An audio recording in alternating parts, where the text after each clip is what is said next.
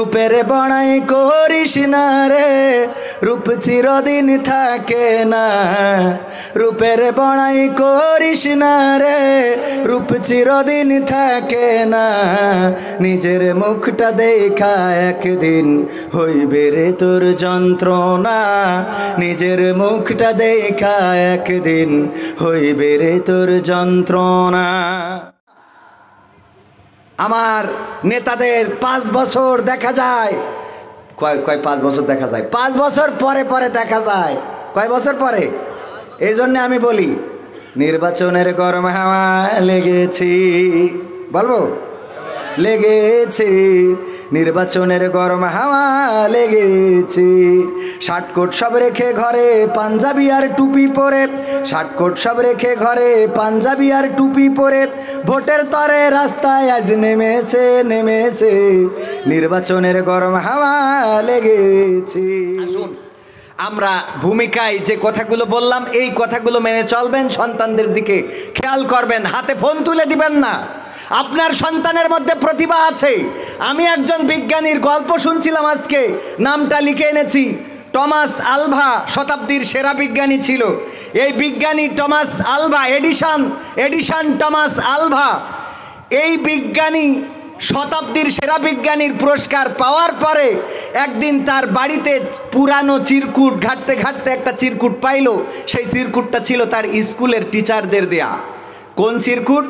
এই চিরকুটটা ওর হাতে দিয়ে বলেছিল তোমার মাকে দিবা, এটা আর কারো হাতে দিবা না। মায়ের হাতে চিরকুটটা দিয়েছিল addition Thomas Alva.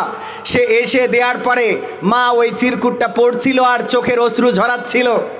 Thomas Alva জিজ্ঞাসা করেছিলেন শতাব্দীর সেরা বিজ্ঞানী যিনি পরবর্তীতে হয়েছেন, মা কি লেখা চিঠিতে যে তুমি কান্না করতেছো? মা বলেছিল দেখো বাবা, এই চিঠিতে লেখা তোমার মতো ব্রিলিয়ান্ট ছাত্রকে তোমার স্কুলের স্যারেরা পড়াতে পারবে না। আমাকে বলে দিয়েছে এই ছাত্রের দায়িত্ব আপনি নিয়ে আপনি পড়ান, কারণ আমাদের মধ্যে এমন শিক্ষক নাই যে আপনার এই ব্রিলিয়ান্ট ছাত্রকে পড়াতে পারে। আসলে ওই চিঠিতে এটা লেখা ছিল না। ওই শতাব্দীর সেরা বিজ্ঞানী যখন সেই চিঠিটা পেয়েছিলেন, দেখেছিলেন লেখা আছে, স্কুলের টিচার লিখেছে আপনার সন্তান হলো একটা প্রতিবন্ধী। এই প্রতিবন্ধী সন্তানকে পড়ানো আমাদের দ্বারা সম্ভব না। সুতরাং আপনার সন্তানকে আপনি পড়ানোর ব্যবস্থা করুন। মা সন্তানকে কষ্ট না দিয়ে বলেছিল তুমি ব্রিলিয়ান্ট। দায়িত্ব নিয়েছিল মা, পড়িয়েছিল, শিখিয়েছিল, সে শতাব্দীর শ্রেষ্ঠ বিজ্ঞানী হয়েছিল। সুতরাং যদি মনে করেন আপনার সন্তান ফেল করেছে, ভালো রেজাল্ট করতে পারে নাই, এর অর্থ এই নয় আপনার সন্তান পারবে না, বরং আপনার সন্তানের যদি আপনি গাইড ভালো করে দিতে পারেন, পরবর্তীতে বাংলাদেশ জয় করার মতো ক্ষমতা সে রাখতে পারে না। সেজন্য আমার আপনার সন্তানদের প্রতি অনুগ্রহশীল হওয়া দরকার, মায়াশীল হওয়া দরকার, তাদের প্রতি দায়িত্ববান হওয়া দরকার। আল্লাহ আমাদের সেই তৌফিক দান করুন, সবাই বলেন আমিন। আর আজকে বলে দিতে চাই, আলেম ওলামাদের ঐক্যবদ্ধতার দরকার আছে না নাই? কথা কাজের মিল রাখার দরকার আছে না নাই? আমরা বলি, আমি আমার মেম্বার নাটকের মাধ্যমে বলে দিয়েছি, স্টেজে আমরা বলি, আল্লাহ বলছেন ওয়াতাসিমু বিহাবলিল্লাহি জামিআ ওয়ালা তাফাররাকু, তোমরা সংঘবদ্ধভাবে আল্লাহর রজ্জুকে আঁকড়ে ধরো, পরস্পর বিচ্ছিন্ন হইও না। আল্লাহর এই কথাগুলো বলে বেড়াচ্ছি, অথচ আমাদের মধ্যে ঐক্যবদ্ধ হওয়ার ন্যূনতম কোনো চিন্তা ভাবনা নেই। একটু পান থেকে চুন খসলেই সমস্যা। অনেকেই বলতে পারেন তাহলে কি আপনি বলতে চাচ্ছেন আল্লাহ রাসূল 40 বছর বয়সে নবী হয়েছেন? না, আল্লাহ রাসূল 40 বছর বয়সে নবুয়াত পেয়েছেন। কি পেয়েছেন? ওহী পেয়েছেন। আল্লাহ রাব্বুল আলামিন তার আগেই আল্লাহ রাসূলকে তৈরি করেছেন নবী হওয়ার জন্য। তার আগে কি করেছেন? নবী হওয়ার জন্য তৈরি করেছেন। আল্লাহ যদি তৈরি না করতেন, যেই সময়ে মক্কার অলিতে গলিতে অপরাধ পাপ দিয়ে ভরা, কোথাও কোনো আলো নেই, অন্ধকার ছাড়া, যেই যুগটাকে আইয়ামে জাহিলিয়া বলা হয়, কন্যা সন্তান হইলে পা দুইটা ধরে আছাড় দিয়ে মেরে ফেলতো, অথবা মাটির নিচে জীবন্ত পুঁতে রাখতো, অথবা এই সন্তানকে কোনো না কোনোভাবে নিশ্চিহ্ন করে দিত। সকালে বিয়ে করে বিকালে তালাক দিত। একজন চাইলে একাধিক বলতে 4 জন নাই, 12 জন 14 জন, মন যতজন চাই বিয়ে করতে পারত। এমনকি নিজের ভাই নিজের বোনকে বিবাহ করত। ছোটখাটো বিষয়ে মারামারি লেগে থাকতো। মিথ্যা বলা যাদের বদ অভ্যাসে পরিণত হয়েছিল, যুদ্ধ বিগ্রহ যাদের, ওই ব্রাহ্মণবাড়িয়ায়, আমি ছোট করে দেখার জন্য বলছি না, ছোট ছোট বিষয়েও মারামারি লাগে না? কথা কয় না? বিভিন্ন জায়গায় এরকম আছে, ছোট ছোট বিষয়েও মারামারি লেগে যায়। ওগো আমার ভাইয়েরা, এমন অবস্থা ছিল সেই আয়ামে জাহিলিয়ার যুগে আল্লাহ রাসূল আসলেন। শিশু নবী থেকে শুরু করে একেবারে মায়ের কোল থেকে শুরু করে নবুয়ত পাওয়ার আগ পর্যন্ত একটা দিনও কি মিথ্যা বলেছেন? কথা কয় না। একটা দিনও কি মিথ্যা বলেছেন? কাউকে কোনোদিন গালমন্দ করেছেন?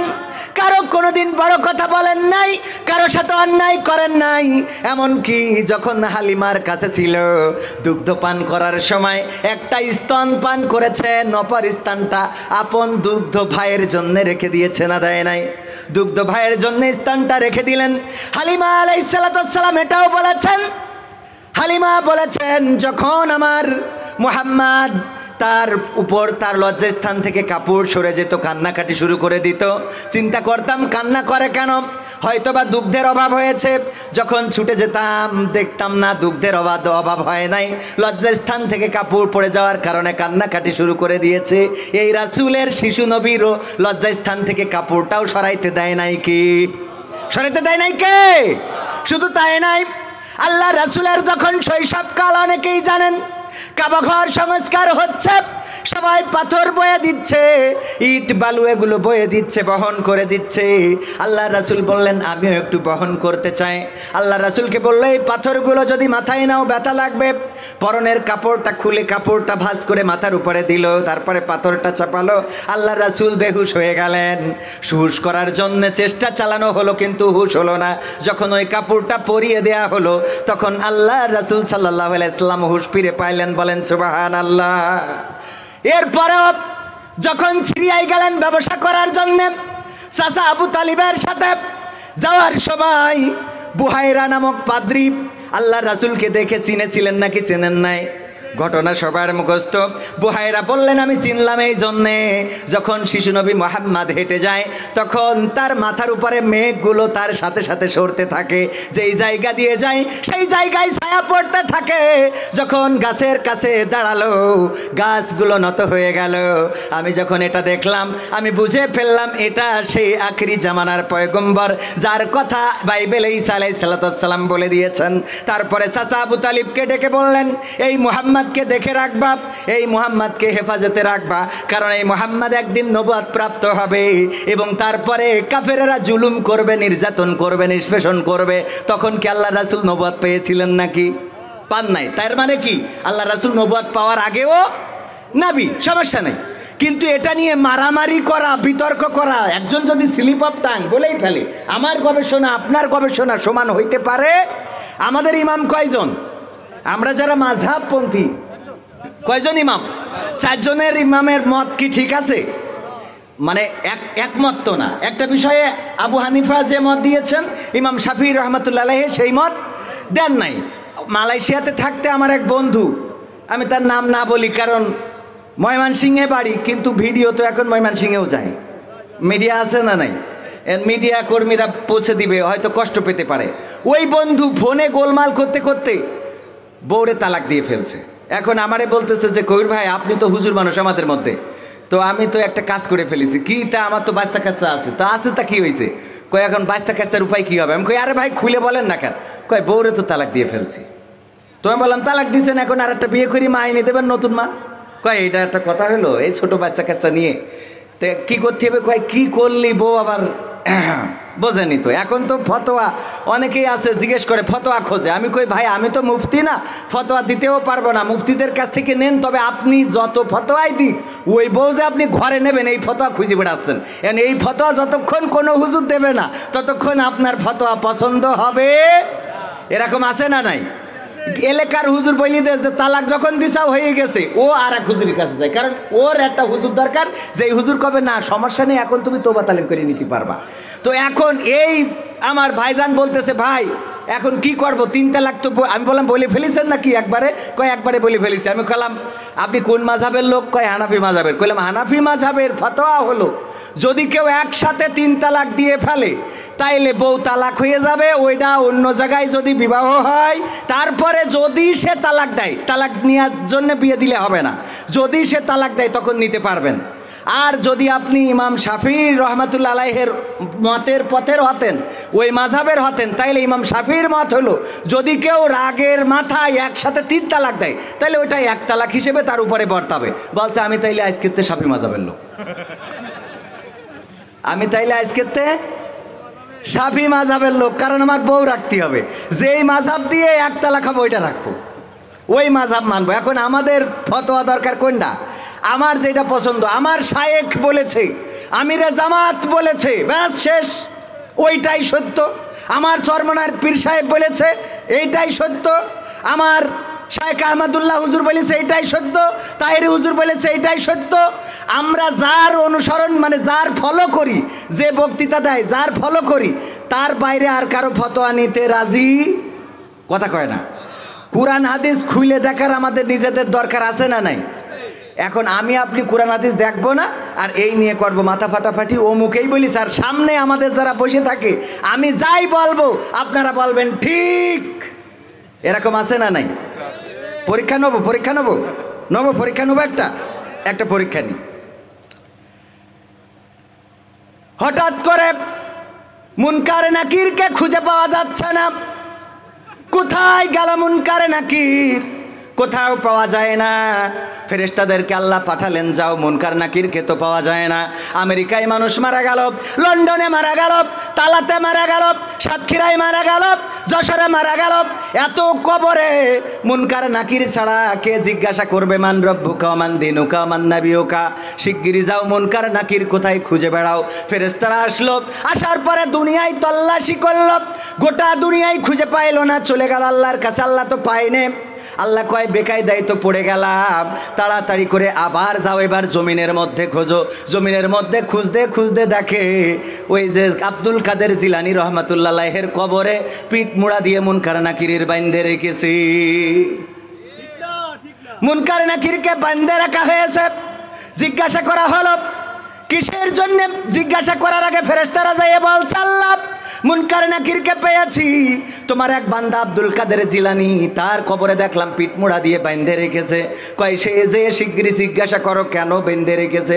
আসার পরে এসে বলতেছে, ওগো আব্দুল কাদের জিলানী কেন বেঁধে রেখেছো এই দুইজনকে? এদের ব্যাপার, এদের তো না ছাড়লে ওই যে লাশ দেড়ি পড়ে গেছে, ওদের কিরা জিজ্ঞাসা করবে? বলছে যে বাইন্ধে রাখিছি এই জন্যে, আমার কবরে নামার পরে আমাকে সালাম দেয় নাই। কয়টা তো বেকায়দা অবস্থা। আল্লাহর কাছে যেয়ে বলছে, আল্লাহ মুনকার নাকির তোমার ওই বান্দার কবরে ঢুকে সালাম দেয় নাই, এই জন্যে বেঁধে রেখেছে। বলতেছে যাও যে বলো কি করলে ছেড়ে দেবে। আব্দুল কাদের জিলানির কাছে এসে ফেরেশতারা বলছে, ওগো আব্দুল কাদের জিলানী বলো এখন কি করলে ছেড়ে দিবা, কারণ ওরা ছাড়া তো গোটা দুনিয়ায় মরা লাশদের মুনকার নাকির ছাড়া জিজ্ঞেস করার মতো কোনো ফেরেশতা আপাতত নাই, এখন কি করবা? আল্লাহ তো বেকায়দায়। কয় এখন ছাড়তে পারি, শর্ত একটা, সেটা হলো এই বাগদাদে আমার ডানে বামে বাগদাদ শহরের মধ্যে যত কবর আছে এই কবরগুলোকে ক্ষমা করে দিতে হবে, কবরে কোনো শাস্তি দেওয়া যাবে না। আমার ডানে বামে যত কবর এই বাগদাদে সমস্ত কবরগুলোকে আজকে মাফ করে দিতে হবে, তাইলে আমি এদেরকে ছেড়ে দিতে পারি। তারপরে আল্লাহর কাছে যে যখন ফেরেশতারা এটা বলেছে, বলার পরে বলছে আল্লাহ রাব্বুল আলামিন এবার আব্দুল কাদের জিলানীকে সরাসরি বলতেছে, আব্দুল কাদের জিলানী তুমি তো আমাকে সহজ শর্ত দিছাও, কারণ তো এমন একটা বেকায়দায় আমি পড়ে গেছি। আজকে যদি তুমি আমাকে বলতে যে গোটা দুনিয়ায় যারা মারা গেছে আর কিয়ামত পর্যন্ত যারা মারা যাবে তাদেরকে ক্ষমা করে দিতে হবে, তুমি আজকে ফেরেশতাদের বেঁধে রেখে আমার যে বেকায়দায় ফেলিছাও আমি সবাইকে আজকে ক্ষমা করে দিতাম। সবাই জোরে জোরে বলেন সুবহানাল্লাহ। সুবহানাল্লাহ বলেছেন কিডা কিডা? কয়জন বলেছেন সুবহানাল্লাহ? কয়জন? হাত তোলেন, সাহস করে হাত তোলেন। সুবহানাল্লাহ কয়জন বলেছেন? মিথ্যে বলে তো লাভ নেই, আল্লাহ দেখছে। কয়জন? হাত তোলেন। এই কয়জন ফেল? এই কয়জন কি? এত বললাম পরীক্ষা নেব, প্রশ্ন কিন্তু বলা যায় ফাঁস করে দিছি। তার মানে ওয়াজ শুনেই সুবহানাল্লাহ বললি হবে। মুনকার নাকির যে বানবে, আব্দুল কাদের জিলানী রহমাতুল্লাহ আলাইহি দড়ি নিয়ে গেছিল কবরে, না মারা যাওয়ার পরে কেউ দড়ি দিয়েছে সাথে? হ্যাঁ, এই যে ওয়াজ বানানো, সেদিন আর একটা শুনতেছি, আহারে সুলতান বাদশাহ আলমগীর বলতেছে এই কবর রাখা হবে না, আজমির শরীফে কবর রাখা হবে না, ভেঙে গুড়িয়ে দেব। তখন বলতেছে কেন ভাঙবেন? কারণ এই কবরে গেলে তো কোনো উপকার হয় না, কেন রাখবো? কয় কবর তো জিন্দা, কবর জিন্দা। আউলিয়ার কবর, কার কবর? খাজা গরিবে নেওয়াজ, সে তো জিন্দা পীর। তার কবরে গেলে এখনো পর্যন্ত ফজিলত পাওয়া যায়। কি পাওয়া যায়? আপনি গেলে ওর সাথে কথা বলতে পারবেন। কয় সত্যিই কি পারবো? হ্যাঁ পারবেন। ঠিক আছে আমি যাব, 3 বার সালাম দেব, যদি উত্তর দিতে পারে তাইলে আমি এই কবর রাখবো, আর যদি উত্তর না দিতে পারে কবর ভেঙে গুড়িয়ে দেব। যাওয়ার পরে বলছে ঠিক আছে আপনার চ্যালেঞ্জ মেনে নিলাম। চলে গেল। কবরে যাওয়ার পরে বাদশা আলমগীর সালাম দিয়েছে, আসসালামু আলাইকুম, উত্তর দেয় নাই। 2 নম্বর বার সালাম দিয়েছে, উত্তর দেয় নাই। বলতেছে তাইলে কবর ভেঙে দেওয়া যায়। কয় আপনার তো কমিটমেন্ট ছিল 3 বার সালাম দিবেন। 3 নম্বর বার সালাম দিয়ে দেখেন, সালাম দিল, উত্তর দিল ওয়ালাইকুম আসসালাম। বলল তাইলে আগের 2 বার সালাম দিলেন না কেন? কয় বাদশা আলমগীর, আগের বার যখন আপনি সালাম দিয়েছেন তখন আমি ছিলাম কাবায়, তাওয়াফ করছিলাম। কাবায় কি করছিল? প্রথম সালামের সময় তাওয়াফ করছিলাম, দ্বিতীয় সালামের সময় আমি মদিনায় রিয়াজুল জান্নাতে আল্লাহ রাসূলের রওজার পাশে নামাজ আদায় করছিলাম। আর তৃতীয় সালাম যখন দিয়েছেন তখন আমি আজমির শরীফে এসে আপনার সালামের জবাব দিয়েছি। সবাই জোরে জোরে বলেন সুবহানাল্লাহ। এবার সুবহানাল্লাহ বলেছেন, নাউজুবিল্লাহ পড়েছেন কিটা কিটা? নাউজুবিল্লাহ কম লোকে পড়েছে, সুবহানাল্লাহ অনেকেই পড়েছে। ওগো আমার ভাইরা, বাদশা আলমগীর যে কবরে সালাম দিল আর সে ওই কবর থেকে উঠে যেয়ে তাওয়াফ করতেছে, এটা কি কোনোভাবে সম্ভব? তাওয়াফ করতেছে মক্কায়, মক্কা থেকে মদিনা 480 কিলোমিটার দূরে। দ্বিতীয় সালাম দেওয়ার মধ্যে আবার সে মদিনায় এসেছে, তাইলে ও তাওয়াফ করার জন্য পাক দিয়েছে না কি করিস আল্লাহ সেই ভালো জানে। ভাইরা আমার, পীরদের সাথে আমার কোনো দ্বন্দ্ব নেই, কোনো সংঘাত নেই, পীরের কবরে নিয়েও কোনো বাড়াবাড়ি নেই। কিন্তু এতটুকু বলতে চাই যে এই কথাগুলো বলেন, এই কথাগুলোর সাথে বাস্তবতার কোনো সম্পর্ক, এই কথাগুলোর সাথে আধ্যাত্মিকতার কোনো সম্পর্ক নাই। কারণ খাজা গরিবে নেওয়াজের চেয়ে আল্লাহর রাসূল অনেক বড় না ছোট? আল্লাহর রাসূল যদি সালামের জবাব সরাসরি না দিতে পারে, খাজা গরিবে নেওয়াজ কোন পাওয়ারে দেয়? এইটা আমার প্রশ্ন। কোন পাওয়ারে দেয়? কথা কি বোঝা গেছে? রূপ সময় হইল বড় শিক্ষক, সব দিবে শিখাইয়া, সুখের জীবন থাকবে না রে, দেখবে না কেউ চাইয়া। সময় হইল বড় শিক্ষক, সব দিবে শিখাইয়া, সুখের জীবন থাকবে না রে, দেখবে না কেউ চাইয়া। মরার আগে মরবি রে তুই, জ্বালা সইতে পারবি না। মরার আগে মরবি রে তুই, জ্বালা সইতে পারবি না। নিজের মুখটা দেখা একদিন হইবে রে তোর যন্ত্রণা, নিজের মুখটা দেখা একদিন হইবে রে তোর যন্ত্রণা। রূপের বড়াই কইরো না ভাই, রূপ চিরদিন থাকে না। চেহারার বড়াই কইরো না ভাই, চেহারা চিরদিন থাকে না। নিজের মুখটা দেখা একদিন হইবে রে তোর যন্ত্রণা, নিজের মুখটা দেখা একদিন হইবে রে তোর যন্ত্রণা। কিসের এত বড়াই তোমার মাটির দেহ লইয়া, ময়রা দেখো পোকা মাকড় শেষ করবে সব খাইয়া। ঠিক না বেঠে? কিসের এত বড়াই তোমার মাটির দেহ লইয়া, ময়রা দেখো পোকা মাকড় শেষ করবে সব খাইয়া। এই দুনিয়া ছাড়তে হবে, অহংকার আর কইরো না। এই দুনিয়া ছাড়তে হবে, অহংকার আর কইরো না। নিজের মুখটা দেখা একদিন হইবে রে তোর যন্ত্রণা, নিজের মুখটা দেখা একদিন হইবে রে তোর যন্ত্রণা। রূপের বড়াই কইরো না ভাই, রূপ চিরদিন থাকে না। ক্ষমতার বড়াই কইরো না ভাই, চেয়ার চিরদিন থাকে না। নিজের মুখটা দেখা একদিন হইবে রে তোর যন্ত্রণা, নিজের মুখটা দেখা একদিন হইবে রে তোর যন্ত্রণা। ঠিক না বেঠে? এই চেয়ারের বড়াই, ক্ষমতার বড়াই, চেয়ারের পাওয়ার, ক্ষমতার পাওয়ার চিরদিন থাকে না। সুতরাং দুনিয়ায় যারা ক্ষমতার বাহাদুরি দেখিয়ে আলেম ওলামাদেরকে নির্যাতন করে, কোরআন হাদিসের বিরুদ্ধে কথা বলে, তাফসীর মাহফিল বন্ধ করে, আল্লাহর কসম করে বলি, নির্বাচনের জন্য যেমন সোজা হয়ে গিয়েছো, মৃত্যুর জন্য তেমন সোজা হয়ে যাও। কথা কি ভুল বললাম? এখন গায়ে হাইগে দিলেও কিছু বলবে না, এরকম আছে না নাই? এখন কিছুই বলবে না। এখন ধরবে হাতে, কাউকে ধরবে পাই, বুড়ো চাচার বলবে ডেকে তুমি আমার ভাই। ঠিক না বেঠে? কাউকে এখন ধরবে হাতে, কাউকে ধরবে পাই, বুড়ো চাচার বলবে ডেকে তুমি আমার ভাই। পকেট থেকে বের করিয়া দিবে টাকার নোট, বলবে আমি জনদরদি, দিও আমায় ভূত। এসব শুনে কলিম চাচা, এসব শুনে কলিম চাচা অনেকখানি রেগেছে, রেগেছে, নির্বাচনের গরম হাওয়া লেগেছে। কলিম চাচা রেগেছে কেন জানেন? কথা কয় না। যদি না জানেন আমি বলবো, কোন যে জানি না, না জানলি বলি। কলিম চাচা রেগেছ কেন? খুব কষ্ট করে লাঠি ভোট দিয়ে ভোটের মাঠে গেছিল ভোট দেওয়ার জন্য। যেই ভোটের মাঠে গেছে, যাওয়ার পরে বলছে যে চাচা কিসের জন্য আসিছেন? বা কেন বাপু ভোট দিতে আইছি।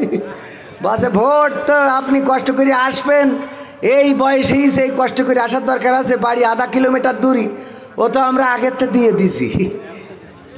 তা দিয়ে দিস, তো বলছে আগের থেকে সারিয়ে দিছি।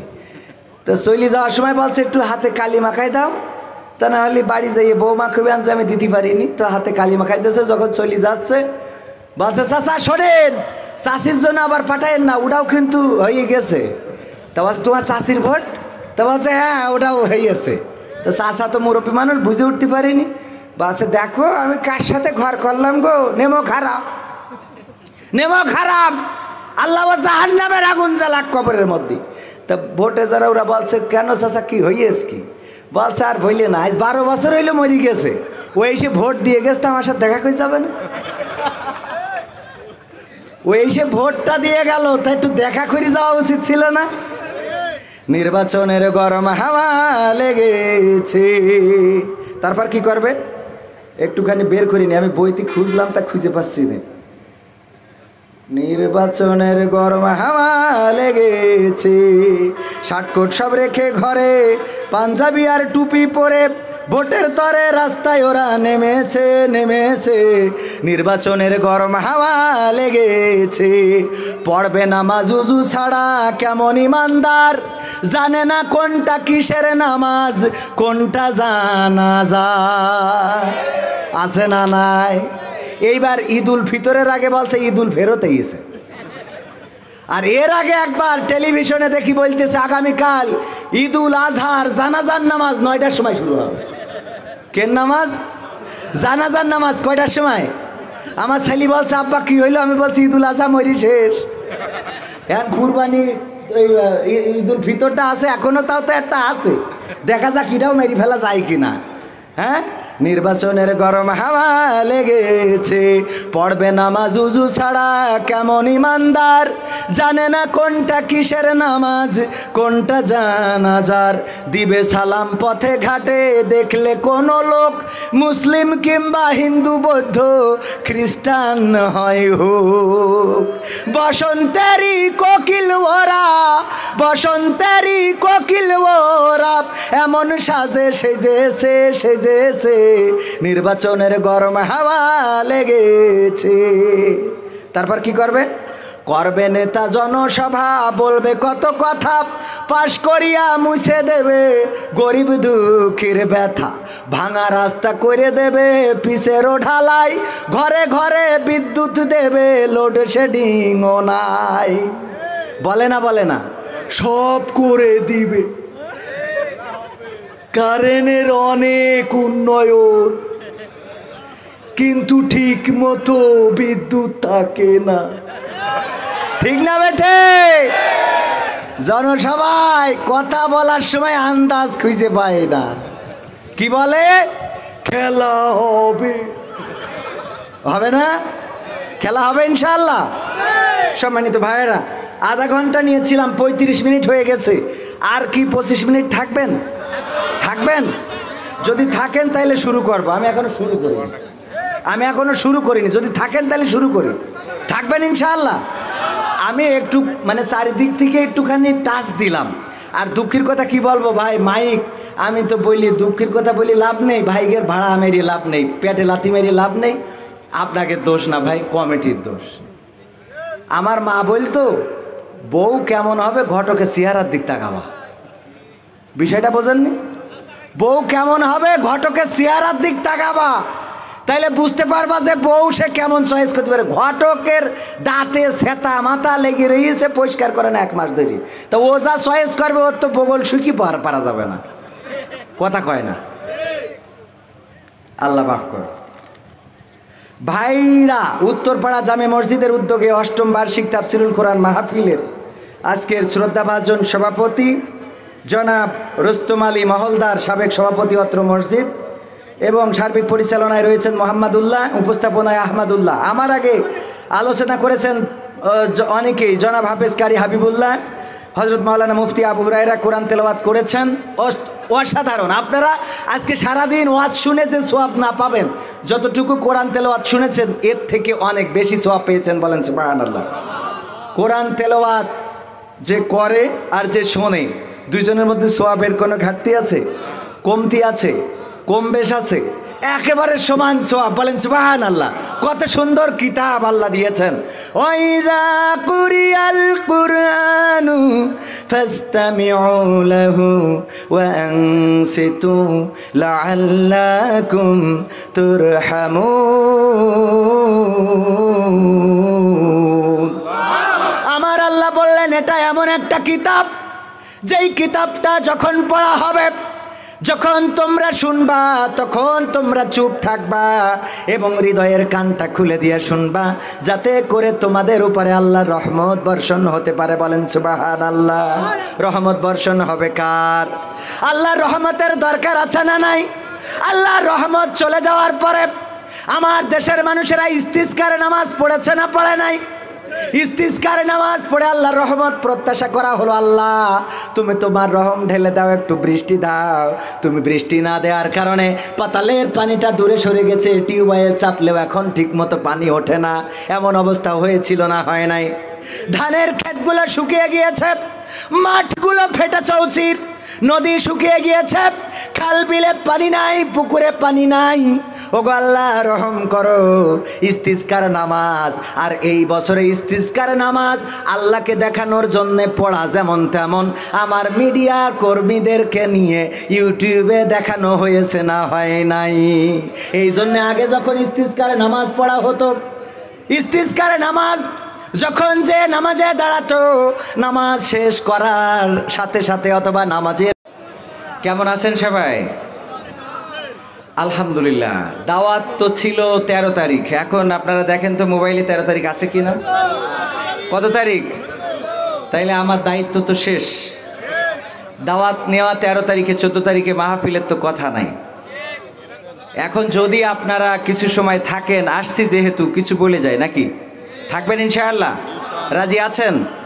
আধা ঘন্টা থাকতে পারবেন কে কে? আধা ঘন্টা থাকতে পারবেন? পারবেন? অনেক কষ্ট করে হাত তুলেছেন, বোঝা যাচ্ছে। তারপরে আমরা চেষ্টা করবো ইনশাআল্লাহ, অন্তত আধা ঘন্টা আমরা সময়টা কাটাই ইনশাআল্লাহ। হ্যাঁ,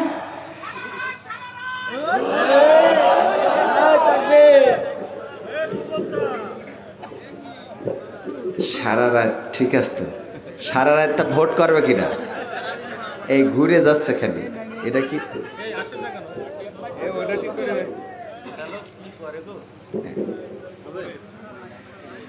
إن الحمد لله نحمده ونستعينه ونستغفره ونؤمن به ونتوكل عليه ونعوذ بالله من شرور أنفسنا ومن سيئات أعمالنا من يهده الله فلا مضل له ومن يضلله فلا هادي له ونشهد أن لا إله إلا الله ونشهد أن سيدنا محمدا عبده ورسوله الذي أرسله بالحق بشيرا ونذيرا وداعيا إلى الله بإذنه وسراجا منيرا فقد قال الله تعالى في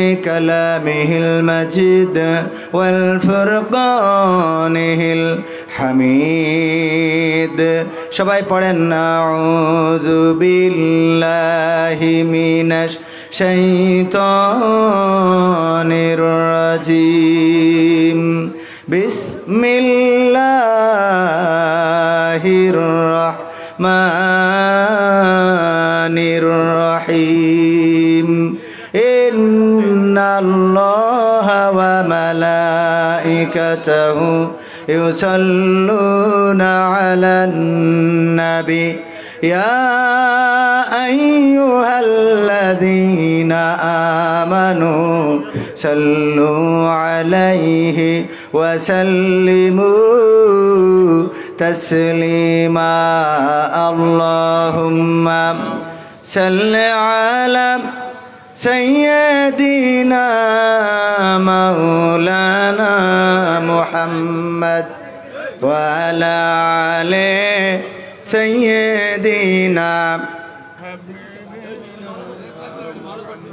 সবাই একটু জোরে সোরে মহব্বতের সাথে পড়েন আল্লাহুম্মা সাল্লি আলা সাইয়্যিদিনা মাওলানা মুহাম্মদ ওয়া আলা আলি সাইয়্যিদিনা। কষ্ট হচ্ছে না আপনাদের? হচ্ছে মনে হয়। অনেকেই এই দুরূদ পড়তে অভ্যস্ত না। আমরা যদি এই দুরূদ পড়তে অভ্যস্ত না থাকি তাহলে আমরা নামাজে যেটা পড়ি সেটা পড়ি সবাই। আল্লাহুম্মা সাল্লি আলা মুহাম্মাদিন ওয়া আলা আলি মুহাম্মাদ কামা সাল্লাইতা আলা ইব্রাহিম ওয়া আলা আলি ইব্রাহিম ইন্নাকা হামিদুম মাজিদ। আল্লাহুম্মা বারিক আলা মুহাম্মাদিন ওয়া আলা আলি মুহাম্মাদ كما باركت على إبراهيم وعلى آل إبراهيم إنك حميد مجيد। এটা পড়তেও অভ্যস্ত না এরকম অনেকেই আছি না নাই? এখানে ধরলে 100 জনের মধ্যে আল্লাহ মাফ করুক এখানে থাকতে পারে, তবে বাংলাদেশে 100 জনের মধ্যে 90 জন এটা পারে না।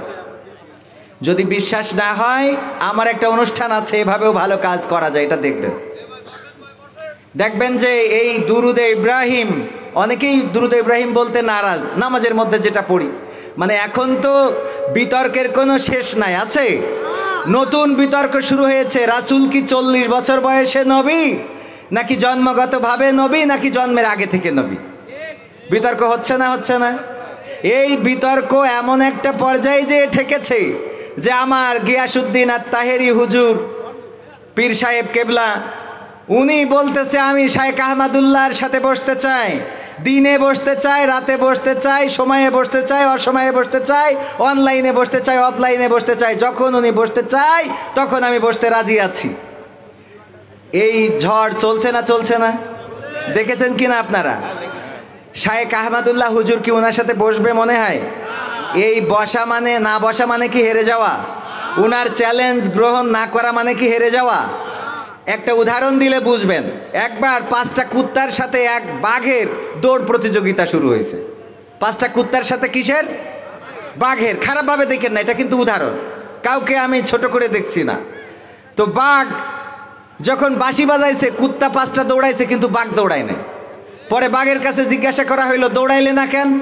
কয় মাঝে মাঝে শ্রেষ্ঠত্ব প্রমাণ করার জন্য কুত্তার সাথে দৌড়ানো লাগে না। কথা কি বোঝা গেছে? তো নিজেদের শ্রেষ্ঠত্ব প্রমাণ করার জন্য মাঝে মাঝে কোনো কোনো জায়গায় বসাও লাগে, এর অর্থ এই না যে হেরে যাওয়া, তার অর্থ হলো যে বাঘ বাঘের জায়গায় থাকবে, সিংহ সিংহের জায়গায় থাকবে, হরিণ হরিণের জায়গায় থাকবে, অন্যরা অন্যদের জায়গায় থাকবে। কথা ঠিক আছে তো বাজান? এরপরে আসুন, খুবই অল্প কথা বলবো যেন কাজে লাগে।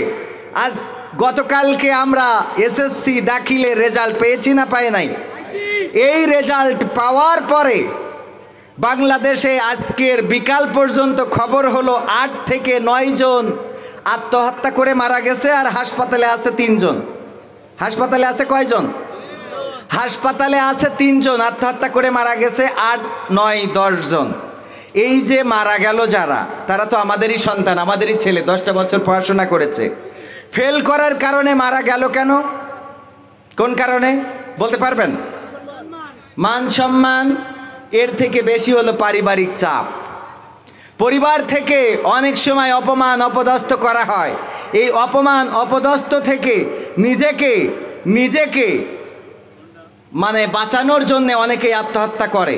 এই জন্যে বলবো যে যারা পরীক্ষায় খারাপ করেছো, আজকে আমার ভাতিজা হয়, সে 2টা সাবজেক্টে ফেল করেছে, সায়েন্সের ছাত্র। আসরের সময় তারা জিজ্ঞাসা করলাম কোন কোন সাবজেক্ট গেছে, বলল অঙ্ক, ম্যাথমেটিক্স আর একটা কিসে যেন গিয়েছে। বললাম যে দেখো, সুযোগ কিন্তু আবারও আছে এবং খুব ভালো করার সুযোগ আছে। এই ফেল করাকে কেন্দ্র করে নিজেকে জানো এমন কিছু করে ফেলো না যে পরিবার, সংসার, পরকাল, এহকাল সব নষ্ট হয়ে যায়। এই সান্ত্বনা দেওয়ার দরকার আছে না নাই? এটার থেকে ভয়ঙ্কর হলো পাশ করার পরে দেখলাম টেলিভিশনে সাক্ষাৎকার দিচ্ছে আমাদের দেশের গর্বিত মেয়েরা, বলতেছে পাশ করব ভাবতেই পারি না। বলতেছে কেন পাশ করবে এটা ভাবতে পারো নাই? কসে টিকটক করে কুল পায় না, পরীক্ষায় যা লিখছি এতে যে পাশ করছি এটাই তো বড় কথা। রেজাল্ট কত পাইছি এটা বড় কথা না, বড় কথা হলো পাশ করছি। একজন বলতেছে যে আমার মা বাবা তো বিশ্বাসই করতেছে না, কারণ আমি এত টিকটকে নাচানাচি করি যে আমি পাশ করবো এটা ভাবতেই পারে না। সুবহানাল্লাহ বলবেন না? ও এখানে নাউজুবিল্লাহ হবে। আসলে আমারও এখন তো সুবহানাল্লাহ যে কোনো জায়গায় বলে দিচ্ছে। এক বক্তার আলোচনা সামনে আসলো, দেখি বলতেছে যেই মেয়েটা ফেল করেছে, যেই ছেলেটা ফেল করেছে, তোমার গার্লফ্রেন্ড হইলে তারে জানিয়ে দাও, একটা মেসেজ থ্রো করে দাও তাড়াতাড়ি করে যে তুমি আমার আর সম্ভব না, বিয়েটার ব্যবস্থা করে দাও। সবাই পড়েন সুবহানাল্লাহ। এখানে সুবহানাল্লাহ পড়তে হবে কেন? বিয়ে প্রেমিকা ফেল করেছে এর জন্য মেসেজ থ্রো করতে হবে? আরে বাবা, আজহারি ভাইয়ের সুন্নাত মেনে চলার লোক আছে না নাই? সাইদি, আল্লামা সাইদির সুন্নাত মেনে চলে, আজহারি ভাইয়ের সুন্নাত মেনে চলে, আমির হামজা ভাইয়ের সুন্নাত মেনে চলে, রাসূলের সুন্নাতের অনুসরণ করে না এমন আল্লাহর ওলি আছে না নাই? এই দিয়ে ইসলামের কোনো পরিবর্তন আসবে? সম্মানিত ভাইয়েরা, সম্মানিত হাজারিন, ভূমিকায় বলে রাখতে চাই, এই কুলাঙ্গারদের পাশ করার কোনো দরকার নাই। যারা টিকটক করে বেড়ায়, যারা অশ্লীলতা করে বেড়ায়, বাহাপনা করে বেড়ায়, পার্কে বিভিন্ন জায়গায় স্ন্যাক্সে কফি হাউসে ঘুরে বেড়ায়, এদের পাশ করার কোনো দরকার নাই। কারণ এরা পাশ করে করে এক একটা বিকলাঙ্গ তৈরি হচ্ছে, বলেন ঠিক কিনা? এরা যখন চেয়ারে বসে তখন ওই চেয়ারের পবিত্রতা নষ্ট করে ফেলে। আমার দেশের কৃষকদের অপমান করার মতো ইউএনও পাওয়া যায়, কারণ এই সব হলো টিকটকার ইউএনও। আছে না নাই? কৃষকদের সাথে খারাপ আচরণ করে, শিক্ষিত মানুষের সাথে খারাপ আচরণ করে, যার সাথে যে ব্যবহার করার দরকার তার সাথে সেই ব্যবহার করে না। তার কারণ হলো এই জাতীয় টিকটকাররা যখন পাশ করে তখন এরা সরাকে নাকি ধরাকে সরা জ্ঞান করে। ঠিক বলছি না ভুল বলছি? সুতরাং এই বিকলাঙ্গ জাতি থেকে আমাদের বেঁচে থাকার দরকার আছে না নাই?